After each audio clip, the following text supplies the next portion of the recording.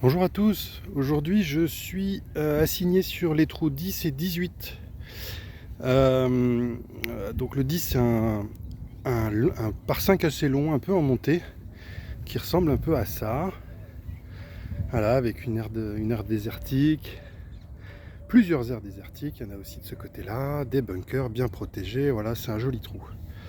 Et ici, dans le rough, là, pas loin du drapeau, et vous aurez constaté la position vraiment très sur le bord du green. Regardez juste là, il y a le gazon qui est un peu soulevé par endroits. Hein, ça a été un petit peu retourné ici, hein, contrairement par exemple à une zone beaucoup plus propre ici. Et tout à l'heure j'ai eu un ruling. J'ai un joueur qui m'a appelé parce que sa balle était comme ça.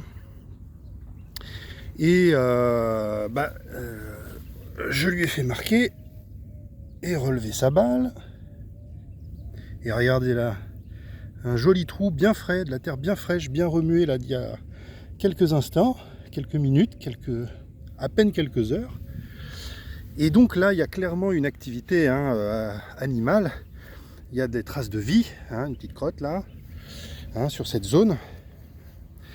Et bien écoutez, évidemment, hein, devant toutes ces évidences, devant toutes ces preuves qu'il y a une activité animale, ce trou est un trou d'animal, duquel le joueur a pu se dégager avec un point de dégagement, enfin, un point le plus proche de dégagement qui était à peu près là.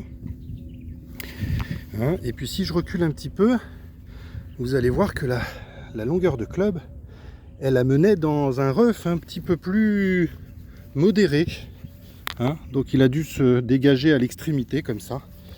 Donc vous voyez le tee là et le dégagement qui a pu se faire là. Voilà, sans se rapprocher du trou.